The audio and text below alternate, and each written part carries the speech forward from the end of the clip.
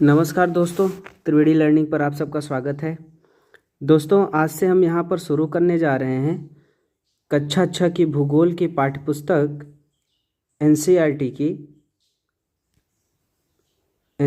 की पुस्तक पृथ्वी हमारा आवास।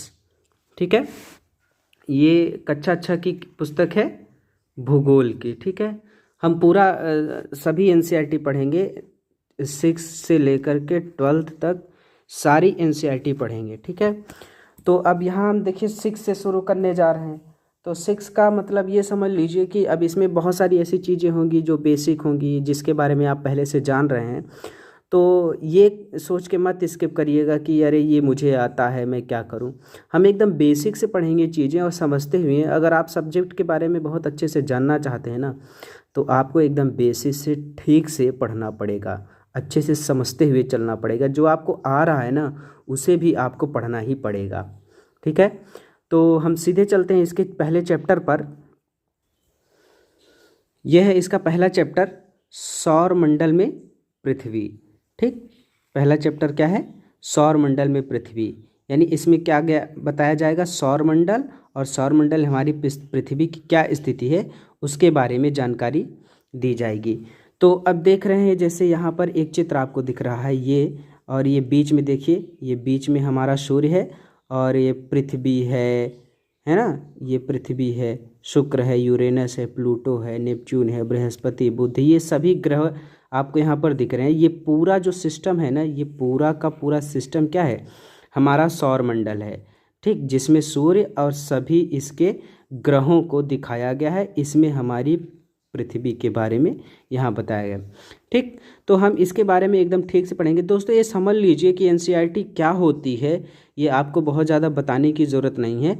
अगर आप यूपीएससी की तैयारी या यूपी पीसीएस की तैयारी कर रहे हैं, या किसी भी स्टेट पीसीएस की तैयारी कर रहे हैं, तो उसके लिए एनसीईआरटी की क्या वैल्यू है, मेरे ख्याल से आपको बहुत ज़्यादा बताने की ज़रूरत नहीं, आप समझ रहे हैं इसके बारे में।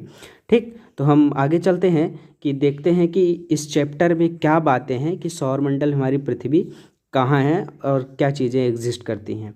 ठीक, रात में जब छत पे चले जाते हैं, रात में देखते होंगे, तो आपको क्या दिखाई देता है? तारे दिखाई दे रहे हैं। पहले कुछ ही तारे दिखाई दे रहे हैं, फिर बहुत सारे ऐसे तारे दिखाई देने लगते हैं, है ना।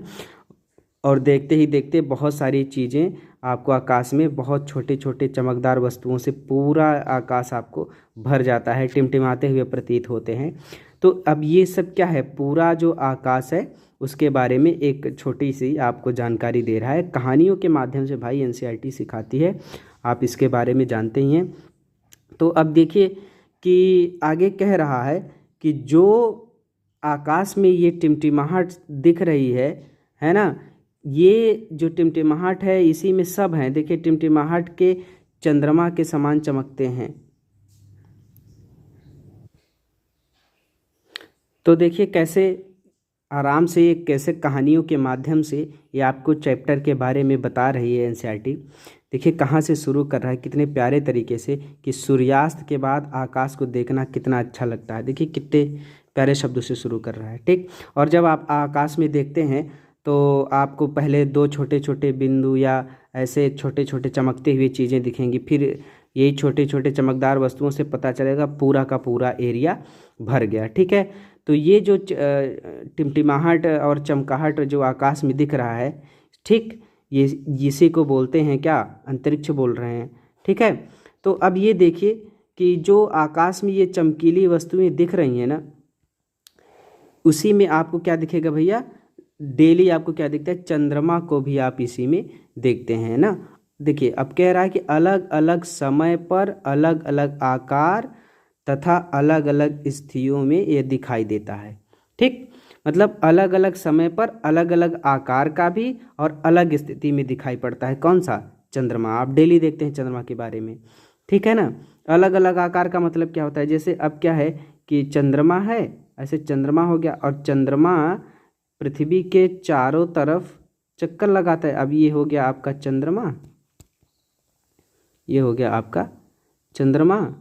ठीक, और ये हो गई आपकी पृथ्वी, ये है आपकी पृथ्वी। तो अब क्या है कि पृथ्वी का चक्कर कौन लगा रहा है? चंद्रमा ऐसे पृथ्वी का चक्कर लगा रहा है। तो कभी कभी आप देखे होंगे कि ये पूर्ण चंद्रमा दिखेगा, कभी कभी ऐसा होता है कि चंद्रमा पूरा गायब ही हो जाता है, कभी कभी क्या होगा कि अर्धचंद्र की तरह दिखता है।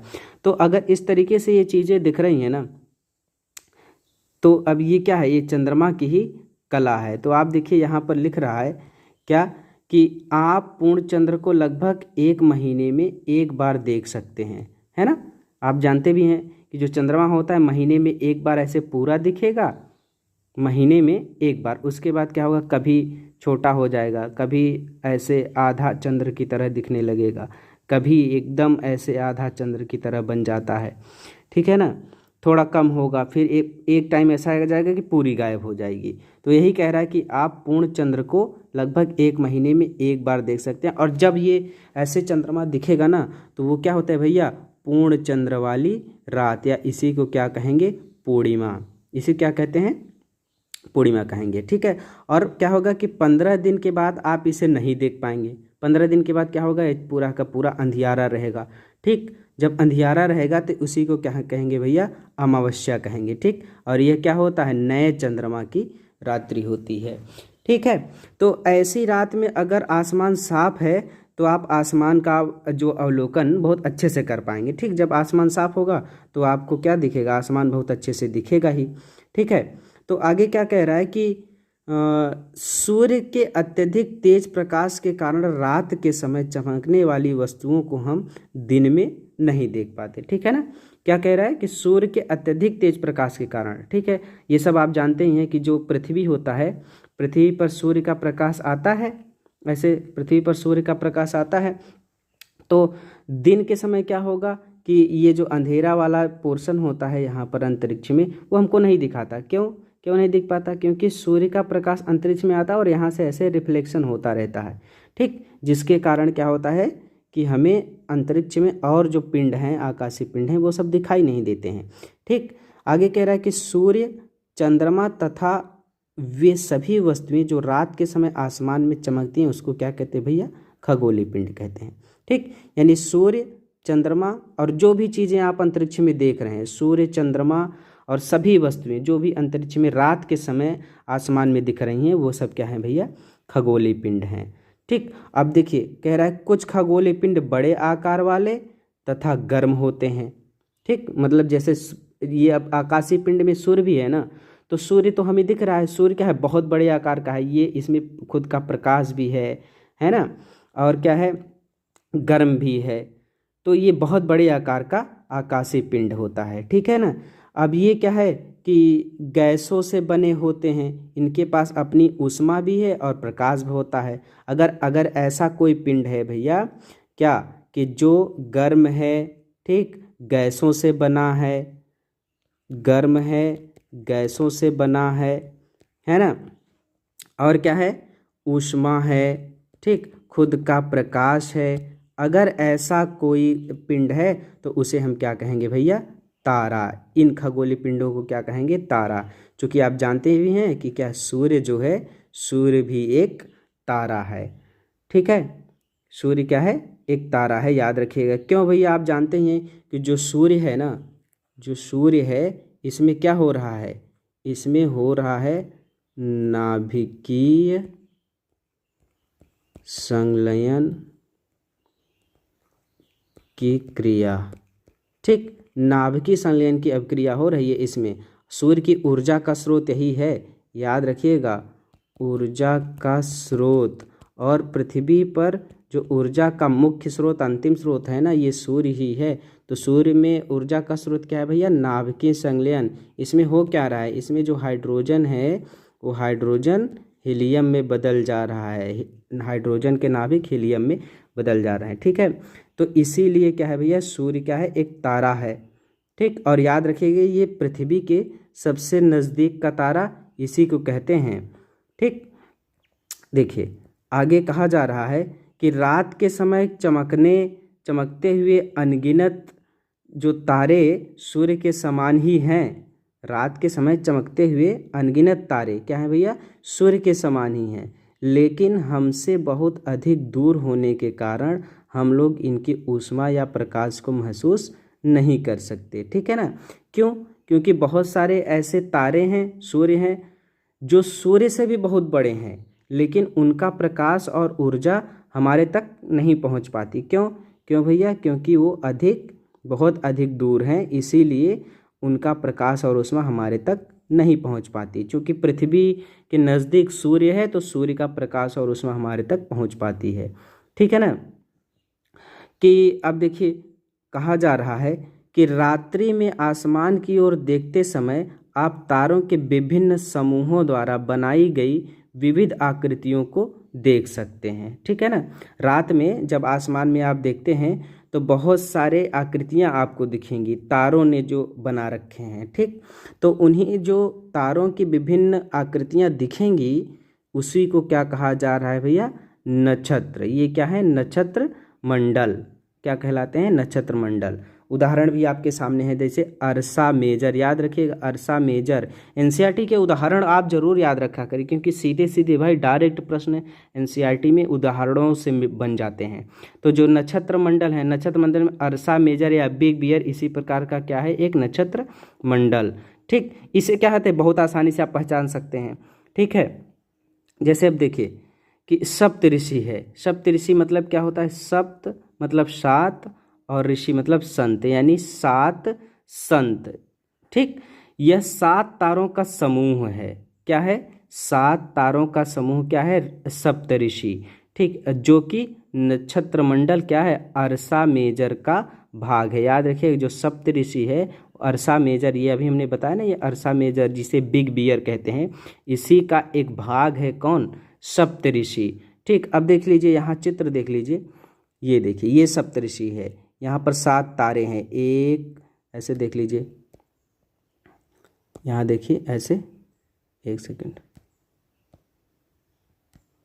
ये देखिए, ये 1 2 3 4 5 6 7, इन्हीं को हम कह रहे हैं सप्तऋषि। अब देखिए, इनको अगर ऐसे मिलाएंगे ना, ऐसे, और ऊपर खींच देंगे तो आपको क्या दिखेगा? ध्रुव तारा। वही बताया जा रहा है कि आप सप्तऋषि जो तारे हैं ना, ये सप्तऋषि जो तारे हैं, इन्हीं सप्तऋषि तारों के माध्यम से आप क्या देख सकते हैं? सूर्य के बारे में, सॉरी, ध्रुव तारे के बारे में आप देख सकते हैं। यहाँ से इनको ऐसे मिलाते हुए आगे बढ़ा देंगे तो आगे कौन सा तारा दिखेगा भाई? आपको ध्रुव तारा दिखेगा, ठीक। ये ध्यान रखिएगा। चलिए आगे देखते हैं कि देखिए, हम वही पढ़ेंगे ना इसमें जो आपके एग्ज़ाम के लिए ज़रूरी है। हम पूरा इस एनसीईआरटी की पूरी कहानी आपको ऐसे इस तरीके से नहीं पढ़ाएंगे, ठीक। टू द पॉइंट बात करेंगे जो आपके एग्ज़ाम में आने वाला है, ठीक। देखिए आगे कह रहा है, उत्तरी तारा उत्तर दिशा को बताता है, ठीक। इसे क्या कहते हैं भैया? ध्रुव तारा। ध्रुव तारे को क्या कहते हैं? उत्तरी तारा, ठीक। उत्तरी तारा उत्तर दिशा को बताता है, ठीक है। इसी को क्या कह रहे हैं हम? ध्रुव तारा कह रहे हैं। यह आसमान में हमेशा एक ही स्थान पर रहता है, ठीक। ये चेंज नहीं होता ना, जैसे अब पृथ्वी है ना, ये पृथ्वी है, तो पृथ्वी का ये होता है नॉर्थ पोल, ये होता है साउथ पोल, ये होता है ईस्ट, ये होता है वेस्ट। तो अब ये ध्रुव तारा जो है ना, एकदम नॉर्थ पोल पर ही ऐसे 90 डिग्री पर रहता है, हमेशा नॉर्थ पोल पर ही रहता है। तो इसीलिए पृथ्वी, ऐसे आप जानते हैं कि पश्चिम से पूर्व घूम रही है, तो पश्चिम से पूर्व पृथ्वी जो घूम रही है ना, तो ये इसीलिए ध्रुव तारे की स्थिति चेंज नहीं होती, ये ऊपर है, ऊपर से एकदम नॉर्थ पोल पर है। इसीलिए क्या कहा जा रहा है कि ये उत्तरी तारा या उत्तर दिशा को बताता है, इसे ध्रुव तारा भी कहा जाता है। और क्या है भैया? कि यह आसमान में हमेशा एक ही स्थान पर रहता है, ठीक। सप्तऋषि की सहायता से ध्रुव तारे की स्थिति जान सकते हैं। अभी हमने बताया है इसके बारे में कि ये देखिए आप, कि ये जो सप्तऋषि तारा है ये वाला, ठीक, 7 ऋषि हैं, इसी को जब आगे बढ़ा दिया तो आगे क्या दिख रहा है भैया? आपको ध्रुव तारा दिख रहा है, ठीक। तो आई थिंक आप बात समझ पा रहे होंगे, ठीक। देखिए आगे क्या कह रहा है, कुछ खगोलीय पिंड। खगोलीय पिंड क्या है? आसमान में रात के समय जो भी आपको चीज़ें दिख रही हैं, चमकीला तारा है और चंद्रमा है, ये सब क्या है भैया? खगोलीय पिंड हैं, ठीक। तो कुछ खगोलीय पिंड में अपना प्रकाश ऊष्मा नहीं होता। देखिए, जिसमें अपना प्रकाश और ऊष्मा होता है उसको तो हम सूर्य कह रहे हैं, उसको हम क्या कह रहे हैं? तारा कह रहे हैं। लेकिन जिसमें अपना प्रकाश और ऊष्मा नहीं है उसको क्या कहेंगे भैया? क्या कहेंगे? ऐसे पिंड क्या कहलाते हैं? ग्रह कहलाते हैं। ठीक, ऐसे पिंड क्या कहलाते हैं? ग्रह कहलाते हैं। ठीक, और ग्रह क्या है भैया? ग्रह अंग्रेजी में प्लेनेट कहा गया है, ग्रीक भाषा के प्लेनेटाई यानी प्लेनेटाई शब्द से बना है, जिसका अर्थ क्या होता है? परिभ्रमण, अर्थात चारों ओर घूमना।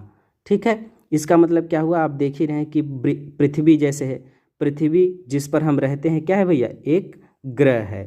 ठीक, यह अपना संपूर्ण प्रकाश ऊष्मा किससे प्राप्त कर रही है? सूर्य से प्राप्त कर रही है, जो पृथ्वी के सबसे नज़दीक का तारा है। अभी हमने बताया ही इसके बारे में कि पृथ्वी के सबसे नज़दीक तारा कौन सा है? सूर्य है। और पृथ्वी की ऊर्जा का स्रोत क्या है? सूर्य ही है। ठीक है ना। तो ये पृथ्वी क्या करती है? जो सूर्य होता है ना, सूर्य है, और सूर्य के चारों तरफ पृथ्वी क्या कर रही है?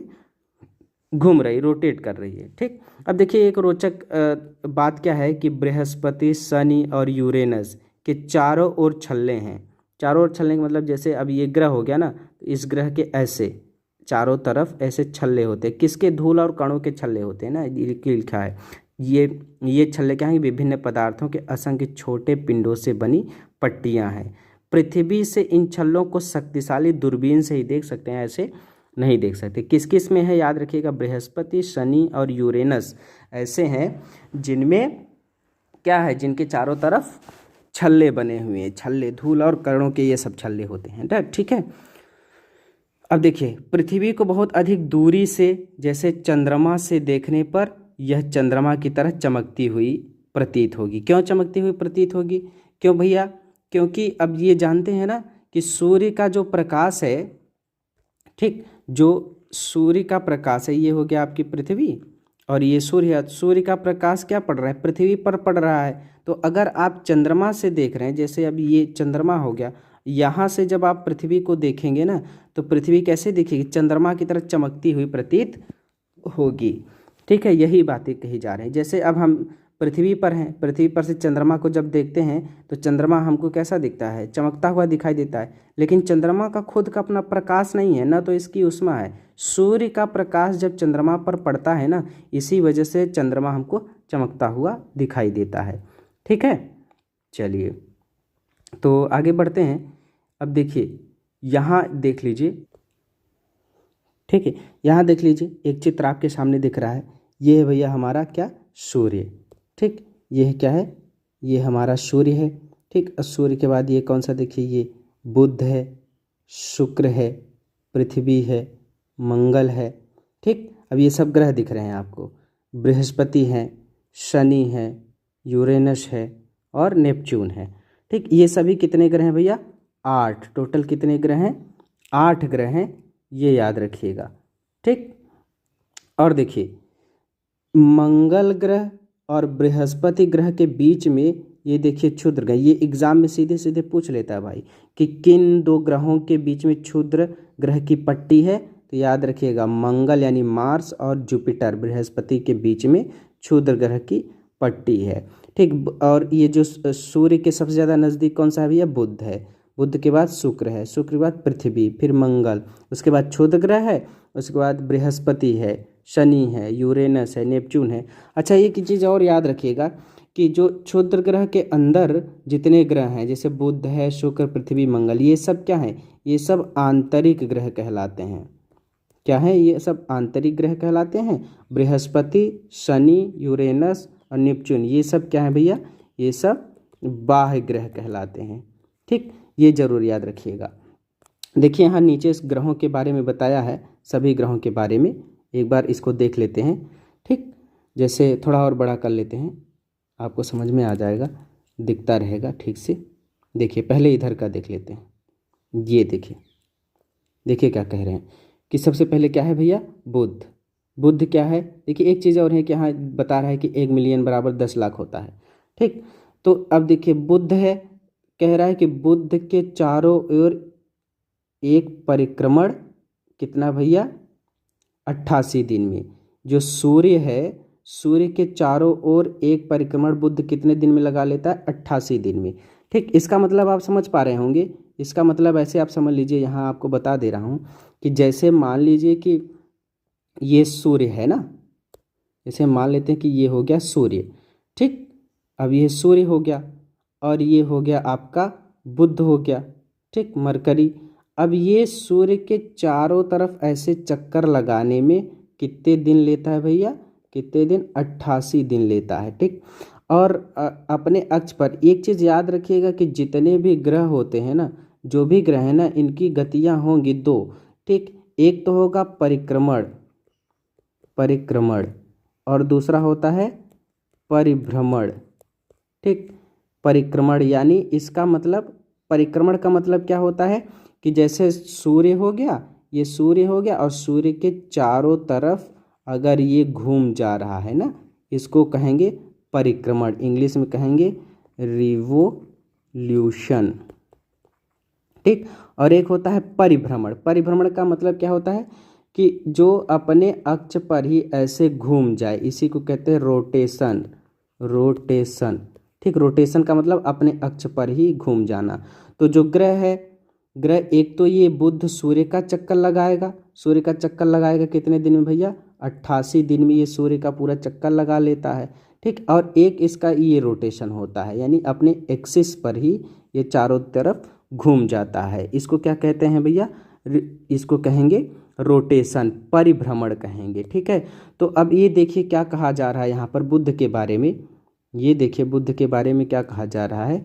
कहा जा रहा है कि बुध भैया सूर्य के चारों ओर एक परिक्रमण करने में कितना लेता है भैया, 88 दिन लेता है, ठीक। और अपने अक्ष पर, अपने अक्ष पर हमने बताया ना कि जैसे ये है अपने एक्सिस पर ही ये ऐसे घूम जा रहा है, तो अपने अक्ष पर घूर्णन कितने दिन में करेगा भैया, 59 दिन में। याद रखिएगा 88 दिन में ये सूर्य के चारों तरफ घूमेगा और अपने एक्सिस पर ये, अपने एक्सिस पर 59 दिन में ये घूम जाएगा।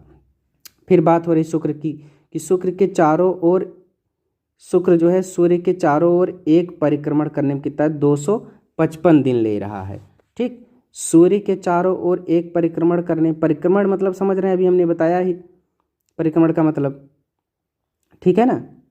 हाँ जी, ये होता है चारों तरफ, सूर्य के चारों तरफ घूमे, परिक्रमण का मतलब 255 दिन। उसके बाद पृथ्वी है, पृथ्वी के चारों ओर एक परिक्रमण कितने दिन भैया, 365 दिन में, ठीक। 365 दिन में अपने अक्ष पर घूर्णन एक दिन में, एक दिन में मतलब क्या होता है, 24 घंटे। 24 घंटे में क्या करती पृथ्वी, अपने एक्सिस पर घूम जाती है, जबकि परिक्रमण काल उसका कितना है, 365 दिन में ये सूर्य के चारों तरफ घूम जाती है, ठीक। इसका एक उपग्रह है भैया, कौन सा, चंद्रमा इसका एक उपग्रह है, ठीक। उसके बाद क्या है, मंगल। सूर्य के चारों ओर एक परिक्रमण कितना है भैया, 687 दिन लेता है, यानी सूर्य के चारों तरफ, सूर्य हो गया, सूर्य के चारों तरफ घूमने में मंगल कितना लेता है, 687 दिन लेता है, जबकि अपने एक्सिस पर घूमने में एक दिन ले रहा है, ठीक। एक दिन मतलब 24 घंटे में अपने एक्सिस पर घूम जा रहा है, ठीक। चलिए, और कह रहा है कि भैया चंद्रमा की संख्या कितनी है, मंगल की 2। याद रखिएगा मंगल के चंद्रमा की संख्या कितनी है, 2 है, ठीक। अब देखिए अभी अभी हमने बताया ही था इसके बारे में कि आंतरिक ग्रह, ये सभी आंतरिक ग्रह हैं। यहाँ से बता रहा है कि ये कौन कौन से आंतरिक ग्रह हैं, ये देख लीजिए, बुध है ना, बुध है, शुक्र है, ठीक। बुध, ये बुध है, शुक्र है, पृथ्वी है, मंगल है, ये सब क्या है, आंतरिक ग्रह हैं। इन्हीं का क्या कहा जा रहा है भैया, आंतरिक ग्रह। और सूर्य के सबसे नज़दीक होते हैं, और याद रखिएगा ये किसके बने हैं, चट्टानों से बने हैं। ये जरूर याद रखिएगा कि ये सभी ग्रह कौन कौन से, बुध, शुक्र, पृथ्वी, मंगल, ये सब कैसे हैं, आंतरिक ग्रह हैं और चट्टानों से बने हैं, ठीक। उसके बाद बाह्य ग्रह में देख लीजिए, अब बाह्य ग्रह हमने बताया ही था, ये बाह्य ग्रह कौन कौन से हैं भैया, बृहस्पति हैं, है ना, शनि है, अरुण है, वरुण है, ये सब क्या हैं, बाह्य ग्रह हैं, ये याद रखिएगा। अब बाह्य ग्रह की बात क्या कह रहा है कि सूर्य से बहुत दूर हैं तथा बहुत बड़े आकार के हैं, और याद रखिए किसके बने हैं भैया, गैस और तरल पदार्थों से ये बने हुए हैं। कौन कौन से हैं, सबको देख लेंगे एक बार, ठीक। एक बार ऐसे देख लेते हैं सबको। सबसे पहले कौन सा है, ये देखिए कौन सा है, बृहस्पति। सूर्य के चारों ओर एक परिक्रमा कितने दिन में कर रहा है भैया, 11 साल 11 महीने, यानी लगभग क्या कर रहा है भैया, ये 12 साल में सूर्य की परिक्रमा पूरी कर रहा है, यानी सूर्य के चारों तरफ घूमने में 12 साल लगभग ले लेता है, लेकिन अपने अक्ष पर घूमने में बहुत कम टाइम लेता है। कितना, 9 घंटे में ये जल्दी से, सबसे जल्दी यही घूमता है। 9 घंटे में पूरा घूम जाता है, 9 घंटे 56 मिनट, लगभग 10 घंटे में। यानी बृहस्पति पर दिन रात कितने घंटे का होता है भैया? बृहस्पति पर जैसे अपने यहाँ क्या है, 24 घंटे में पृथ्वी जब घूमती है तो 12 घंटे के दिन, 12 घंटे की रात होती है। बृहस्पति में क्या होगा, ये अपने एक्स पर 9 घंटे में ही घूम जा रहा है, 9 घंटे में, यानी एक दिन 9 घंटे का ही होता है बृहस्पति का। चंद्रमा की संख्या कितनी है? चंद्रमा की संख्या यहाँ पर 53 है, अब बहुत ज़्यादा बढ़ गई है, इसमें केवल 53 है, तो याद रखिएगा 53 बताया जा रहा है। ठीक है, आगे है शनि। तो शनि में देखिए सूर्य के चारों ओर एक परिक्रमण कितना, 29 साल 5 महीने ले रहा है। अपने अक्ष पर घूमने में भैया 10 घंटे 40 मिनट लग रहा है। ठीक, चंद्रमा की संख्या कितनी है? इसमें 53 है। याद रखिए सबसे ज़्यादा ग्रह किसके हैं? ग्रह सबसे ज़्यादा, ये ग्रह जो है बृहस्पति ग्रह है, तो सबसे ज़्यादा उपग्रह, सबसे ज़्यादा उपग्रह किसके हैं? बृहस्पति के। शनि के पास कितने हैं? ये चंद्रमा कह रहा है ना, चंद्रमा की संख्या मतलब क्या होता है? उपग्रह। ठीक, तो सबसे ज़्यादा चंद्रमा किसके पास है? बृहस्पति के पास। और सबसे उसके बाद क्या कहते हैं? शनि के पास है। ठीक, चलिए आगे हैं, ये देखिए आगे ये है कि यूरेनस के बारे में है। यूरेनस का भी है, सूर्य के चारों ओर एक परिक्रमण के लिए 84 साल लग जाते हैं। 84 साल में ये जैसे सूर्य हो गया, और सूर्य के चारों तरफ घूमने में यूरेनस को लग जाता है कितना, कितना भैया? 84 साल लग जाता है। ठीक, 84 साल लग जाता है। अपने अक्ष पर घूर्णन करने में कितना? 17 घंटे 14 मिनट का समय लेता है, 17 घंटे 14 मिनट का। चंद्रमा की संख्या, यानी चंद्रमा मतलब क्या हुआ? चंद्रमा मतलब यहाँ पर उपग्रह से है, ये याद रखिएगा। तो इसके उपग्रह कितने बताया जा रहा है? 27 उपग्रह बताए जा रहे हैं। उसके बाद नेपच्यून है, सूर्य के चारों ओर एक परिक्रमण में कितना? 164 साल, अपने अक्ष पर घूमने में 16 घंटे 7 मिनट, और चंद्रमा की संख्या 13 बताई जा रही है। ठीक है, तो ये क्या था? ये सभी एक ग्रह थे। ठीक, ठीक है ना, सभी ग्रहों के बारे में एक बार सारी बातें आपको बताई गई। ठीक है, इसे जरूर याद रखिएगा। चलिए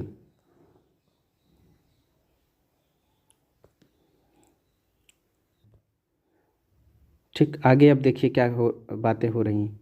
देखिए आसमान में, देखिए क्या कह रहा है, आसमान में दिखने वाला चंद्रमा क्या है भैया? एक उपग्रह है। देख, अभी ये बातें हुई, अभी इसके बारे में हमने सारी बातें आपको बताई, ये सब बता दिया। ठीक है ना, क्षुद्र ग्रह के बारे में बता दिया। ठीक है, अब हम क्या पढ़ने जा रहे हैं? इसके आगे वाला चैप्टर देखिए। देखिए यहाँ बताया जा रहा है कि आसमान में दिखने वाला चंद्रमा क्या है? एक उपग्रह है। यह हमारी पृथ्वी का सहचर है तथा इसके चारों ओर चक्कर लगाता है। ये सब बातें अभी हमने बता ही दी कि चंद्रमा क्या करता है? पृथ्वी के चारों तरफ घूमता है। ठीक, चलिए अब आगे आपको दिख रहा होगा सौर मंडल। सौर मंडल क्या है? अभी हमने क्या देखा कि पूरा सूर्य के बारे में देखा, सभी ग्रहों के बारे में देखा। सौर मंडल में देखिए क्या है कि सूर्य, 8 ग्रह, उपग्रह तथा कुछ खगोलीय पिंड जैसे क्षुद्र ग्रह और उल्का पिंड, ये सब मिल करके क्या बना रहे हैं भैया? सौर मंडल का निर्माण कर रहे हैं। कौन कौन? सूर्य, 8 ग्रह, उपग्रह और कुछ खगोलीय पिंड जैसे क्या उनसे? क्षुद्र ग्रह, उल्का पिंड, ये सभी मिलकर क्या बना रहे हैं? सौर मंडल। ठीक, उसे हम सौर परिवार का नाम देते हैं। ठीक है, और इस सौर मंडल का मुखिया कौन है भैया? सूर्य जो है इस सौर मंडल का मुखिया है। ठीक, देखिए क्या कह रहा है कि सौर शब्द का अर्थ क्या हुआ? सूर्य से संबंधित है, इसीलिए सूर्य के परिवार को सौर मंडल यानी सोलर सिस्टम कहा जाता है। ठीक है, ये याद रखिएगा। अब देखिए सौर मंडल में सूर्य है, 8 उपग्रह है, 8 ग्रह है, उपग्रह है। तो अब इसमें हम देखिए सबसे पहले किसके बारे में जान रहे हैं? सूर्य के बारे में। ठीक, अब सूर्य के बारे में क्या बातें बताई जा रही? देखिए जो सूर्य है, सूर्य सौर मंडल के कहाँ है भैया? केंद्र में है। ठीक, ये बड़ा है ही, अत्यधिक गर्म है, ठीक, गैस से बना है। सूर्य सौर मंडल के लिए प्रकाश एवं ऊष्मा का एकमात्र स्रोत है। सूर्य क्या है भैया, सौरमंडल के लिए प्रकाश और ऊष्मा का एकमात्र स्रोत है, लेकिन हम इसकी अत्यधिक तेज ऊष्मा को महसूस नहीं करते हैं। क्यों भैया? क्योंकि सबसे नज़दीक का तारा होने के बावजूद हम इससे अभी बहुत दूर हैं। ठीक, यही कारण है कि इतनी ज़्यादा इसकी तपिश नहीं हो पाती। सूर्य पृथ्वी से लगभग कितना दूर है, याद रखिएगा, 15 करोड़ किलोमीटर दूर है, याद रखिएगा। ठीक, देखिए हम क्या पढ़ रहे हैं ना, कक्षा 6 की भूगोल की किताब पढ़ रहे हैं ना, तो अब हम उसी लेवल पर ही सोचेंगे। जैसे कक्षा 6 के बच्चों को बताने के लिए चीज़ें सरल की जाती हैं, तो उसी हिसाब से ये किताब भी लिखी गई है ना।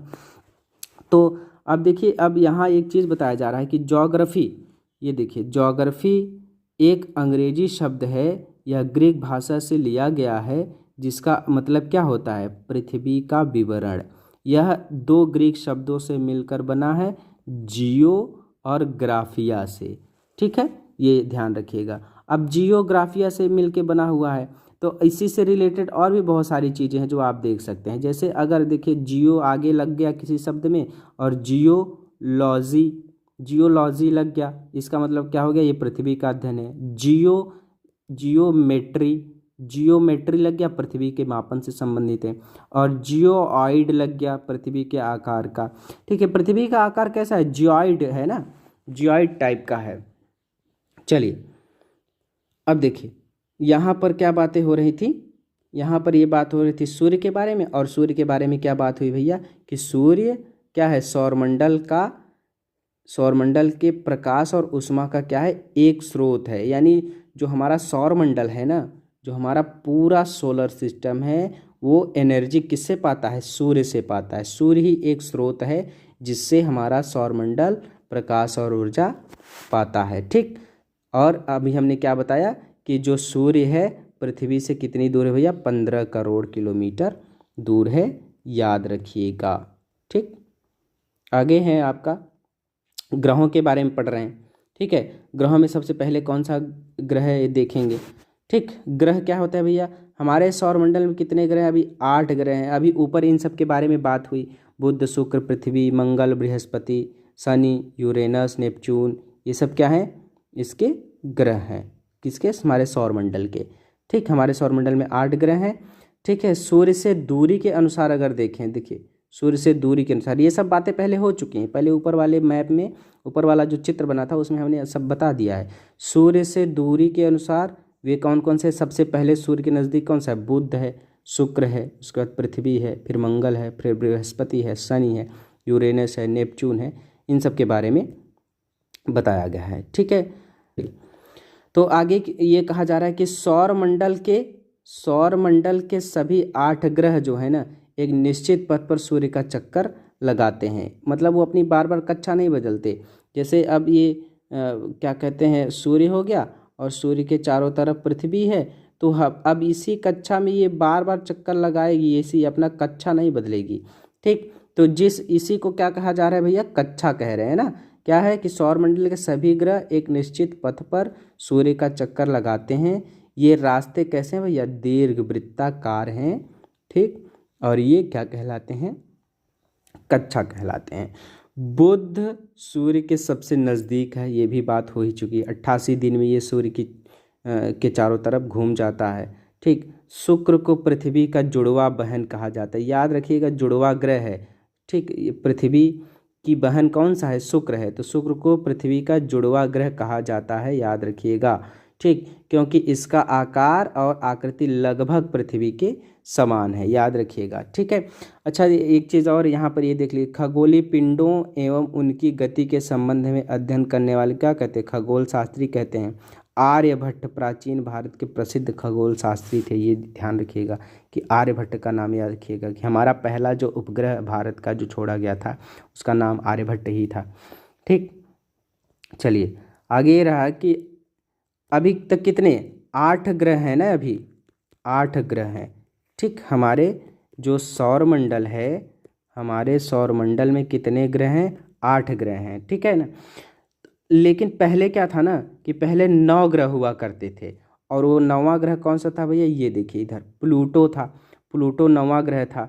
ठीक, बहुत दिनों तक इसे 9वां ग्रह माना जा रहा था, लेकिन अंतर्राष्ट्रीय खगोलीय संगठन ने अपनी बैठक कब? अगस्त 2006 में, अगस्त 2006 में यह निर्णय लिया कि कुछ समय पहले खोजे गए अन्य खगोलीय पिंडों में, जैसे 2003 यूबी 313 सीरस, ठीक, तथा प्लूटो, ये सब क्या हो गए भैया? बौने ग्रह हैं। यानी ये क्या हो गया कि जो प्लूटो था, प्लूटो को ग्रह की श्रेणी से निकाल के बौना ग्रह बना दिया, ठीक, बौना ग्रह बना दिया गया।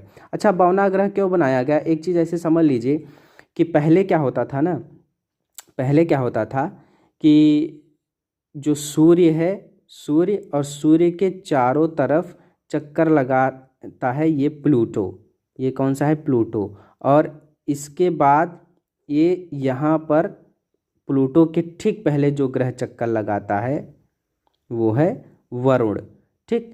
तो अब क्या होता था पहले कि ये जो प्लूटो है ना, ये ऐसे इसकी कक्षा को काटता था, किसके? इसकी कक्षा को। और कोई ग्रह अगर किसी दूसरे ग्रह की कक्षा को काट रहा है तो वो फिर वो ग्रह नहीं है ना, इसीलिए तो इसको हटा दिया गया। और आकार में भी बहुत छोटा था प्लूटो, इसीलिए कहा गया भैया कि ये बौना ग्रह है, ठीक। इसीलिए इसको ग्रह की श्रेणी से हटा दिया। तो वर्तमान में, अब वर्तमान में कितने ग्रह हैं? 8 ग्रह हैं, ये जरूर याद रखिएगा, ठीक। प्लूटो क्या है? बौना ग्रह है। और सीरस जो है ये भी क्या है? एक बौना ग्रह है, ये ध्यान रखिएगा, ठीक। चलिए आगे है हमारी पृथ्वी के बारे में, ठीक। तो पहले पृथ्वी के बारे में ये देख लीजिए कुछ बातें। पृथ्वी है, सूर्य से दूरी के हिसाब से पृथ्वी क्या है भैया? तीसरा। अभी हमने बताया ना कि जो सूर्य है, सूर्य के सबसे नज़दीक कौन सा है? बुध है, फिर उसके बाद शुक्र है, फिर उसके बाद कौन सी है? ये पृथ्वी है। तो तीसरे नंबर पर पृथ्वी है। तो यही कह रहा है कि सूर्य से दूरी के हिसाब से पृथ्वी तीसरा ग्रह है, ठीक। आकार में क्या है भैया? आकार में यह 5वां सबसे बड़ा ग्रह, याद रखिएगा, 5वां। किसमें? आकार में। आकार में क्या है? ये 5वां बड़ा ग्रह है, ठीक। यह ध्रुवों के पास थोड़ी चपटी है, यही कारण है कि इसके आकार को क्या कहा जाता है? भू आप। पृथ्वी का आकार कैसा है? भू आप, ये जरूर याद रखिएगा, ठीक। देखिए एक चीज़ और यहाँ कही जा रही है कि प्रकाश की गति लगभग कितना है? 3 लाख किलोमीटर प्रति सेकंड है, 3 लाख किलोमीटर प्रति सेकंड है। तो जो हमारी पृथ्वी है ना, और ये सूर्य हो गया, ये पृथ्वी हो गई, ठीक। तो सूर्य से पृथ्वी तक जो प्रकाश आता है ना भैया, कितना? 8 मिनट में।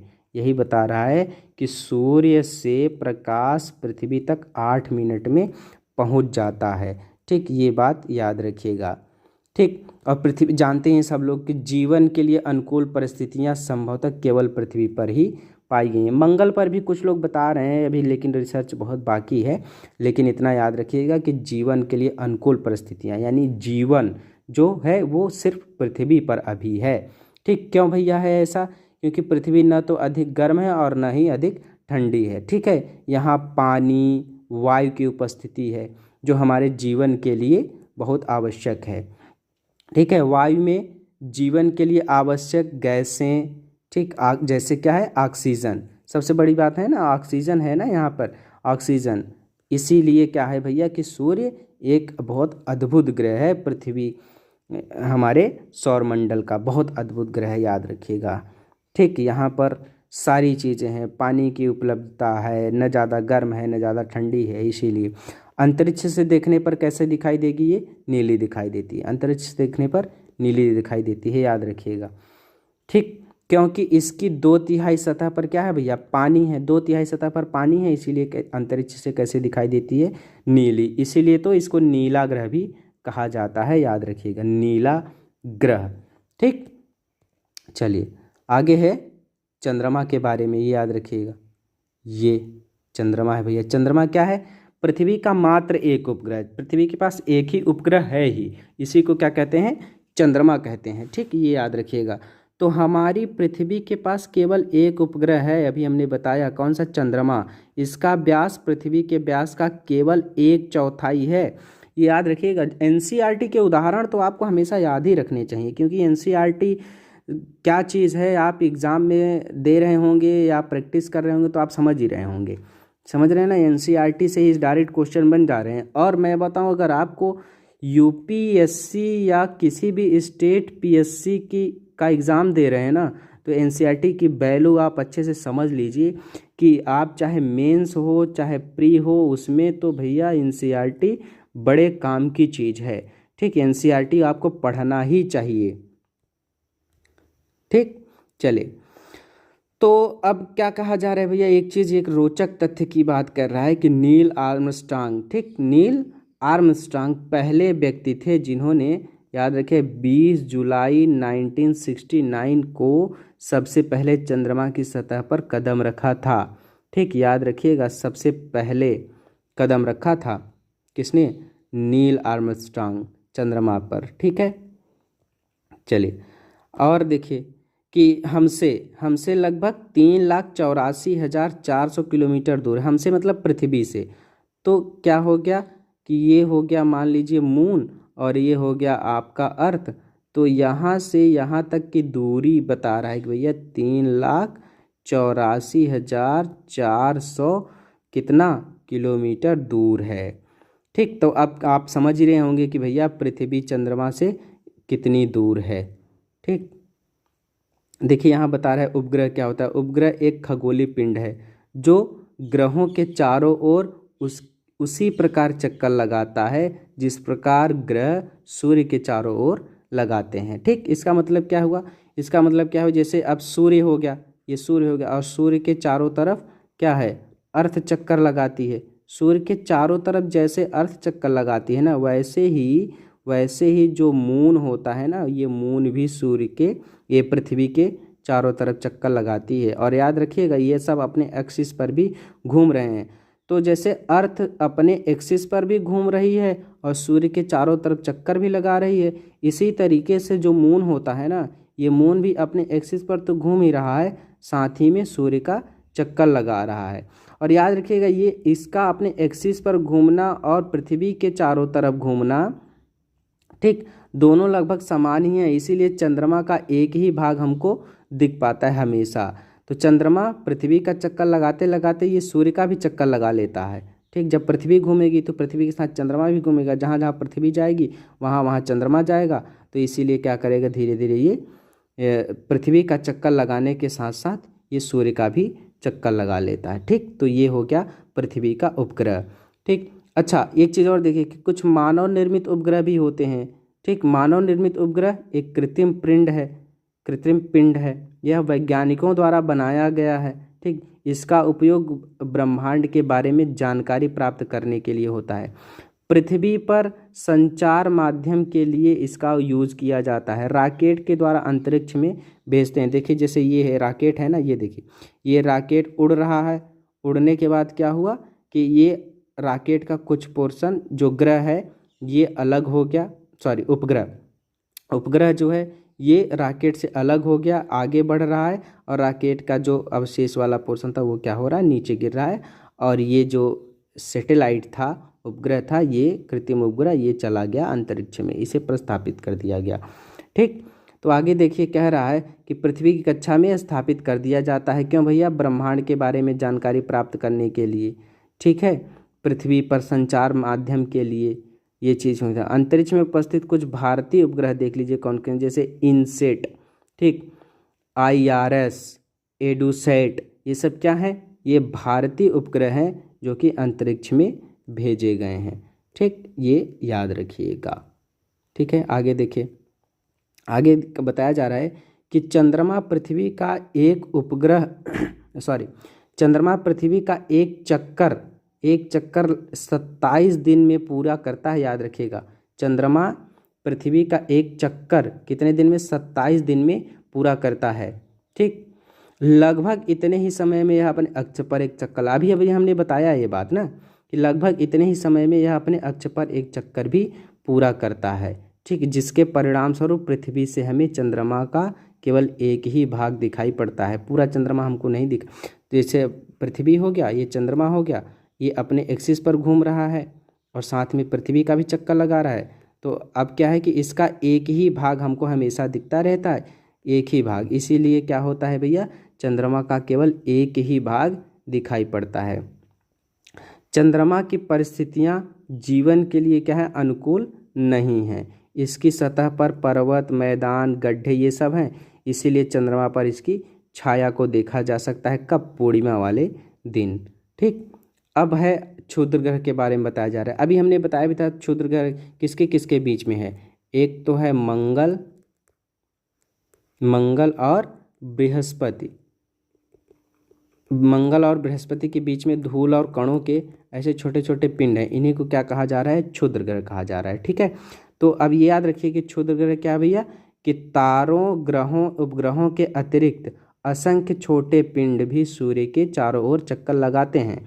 ठीक, इन पिंडों को क्या कहा जाता है? क्षुद्र ग्रह कहते हैं। ठीक, ये मंगल एवं बृहस्पति की कक्षा के बीच पाए जाते हैं। ठीक है, वैज्ञानिकों के अनुसार क्षुद्र ग्रह ग्रह के ही भाग हैं। ठीक, जो कि बहुत पहले विस्फोट के बाद ग्रहों से टूटकर अलग हुए थे। ठीक, ये याद रखिएगा। आगे है भैया क्या? उल्का पिंड के बारे में, कि सूर्य के चारों ओर चक्कर लगाने वाले पत्थरों के छोटे छोटे टुकड़ों को क्या कहते हैं? उल्का पिंड कहते हैं। ठीक, कभी कभी क्या होता है कि ये उल्का पिंड पृथ्वी के इतने नज़दीक आ जाते हैं कि इनकी प्रवृत्ति क्या होती है? पृथ्वी पर गिरने लगती है। इसी प्रक्रिया के दौरान वायु के घर्षण के द्वारा क्या होता है? ये गर्म होकर जलने लगते हैं। ठीक, जब क्या होता है? प्रकाश, चमकदार प्रकाश उत्पन्न होने लगता है। कभी कभी आपने देखा होगा कि आप पृथ्वी पर हैं तो आकाश में ऐसे चमकता हुआ एक ऐसे तारा ऐसे चला जाता है, या चमकता हुआ कोई ऐसी चीज़ ऐसे चली जाती है, तो वो क्या होता है भैया? वो उल्का पिंड होता है। ठीक, इसी को कहते हैं उल्का पिंड। कभी कभी क्या होता है कि इतने बड़े होते हैं कि पृथ्वी पर गिर जाते हैं, जिससे क्या होता है? धरातल में कभी कभी गड्ढे बन जाते हैं। ठीक, ये याद रखिएगा। फिर क्या है कि लाखों तारों का समूह क्या है भैया? आकाशगंगा, याद रखिएगा। बहुत सारे तारे, जैसे ये सब तारे हैं ना, ऐसे लाखों तारे मिल करके क्या बनाते हैं? क्या बनाते हैं भैया? आकाशगंगा। बहुत सारे तारे मिलके आकाशगंगा बनाते हैं। ठीक है, या मिल्की वे हैं। हमारा सौर मंडल इन आकाशगंगा का भाग है। ठीक, जैसे भी ये आकाशगंगा हो गई, आकाशगंगा हो गई ऐसे, ये आकाशगंगा हो गई ऐसे, ये आकाशगंगा हो गई। अब हमारा सौर मंडल इसी में ही है, इसी में कहीं हमारा सौर मंडल है, इसी का भाग है। आकाशगंगा तो बहुत बड़ी चीज़ है ना। अभी हमने क्या बताया कि लाखों तारे, ये लिखा हुआ है ना, ये देखिए, लाखों तारों का समूह क्या कहलाता है? आकाशगंगा। ठीक है, और इसी आकाशगंगा का ही एक पार्ट होता है क्या? सौर मंडल। ठीक, चलिए आगे कह रहा है आकाशगंगा करोड़ों तारों, बादलों, गैसों की एक प्रणाली है। पूरा सिस्टम है आकाशगंगा किसकी? तारों की, बादलों की, गैसों की।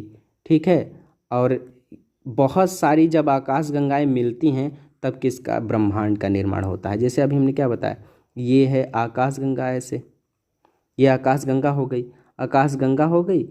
और इसी आकाशगंगा में ऐसे बहुत सारे ऐसे ये तारों, बहुत सारे तारों से मिलके बनी है ये आकाशगंगा, बहुत सारे तारों से मिलके बनी है। ठीक है, अब क्या होता है कि ये सब तारे का अपना अपना सौर मंडल है, इनके भी अपने ग्रह उपग्रह हैं। ठीक है ना, और ऐसे बहुत सारी गैलेक्सियां हैं ब्रह्मांड में, ऐसी बहुत सारी गैलेक्सियां हैं। इन सभी को सामूहिक रूप से क्या कहा जाता है भैया? क्या कहा जाता है? ब्रह्मांड कहा जाता है। तो क्या कहा जाता है? आकाशगंगाएं मिलकर ब्रह्मांड का निर्माण करती हैं। ठीक है, ये जैसे ये बातें बताई जा रही हैं, ये चीज़ें। ठीक है, देखिए आप हैं यहाँ पर पृथ्वी पर, फिर ये सौर मंडल है, फिर आकाशगंगा, फिर ब्रह्मांड। ब्रह्मांड क्या है? सबसे बड़ा एरिया है। ठीक, तो ये पहला चैप्टर था। हम जल्दी ही क्या कहते हैं दूसरा चैप्टर लेकर के आएंगे सामने। ये पहली क्लास थी, अगर इसमें कोई गलतियाँ होंगी तो आप माफ़ कर दिएगा। ठीक है, आगे हम क्या कहते हैं कि और बेहतर करने की कोशिश करेंगे। ठीक है, अगर आपको ये वीडियो बहुत अच्छा लग रहा है तो लाइक करिएगा, सब्सक्राइब करिएगा और शेयर भी करिएगा। ठीक है, हम मिलते हैं नेक्स्ट क्लास में, तब तक के लिए नमस्कार।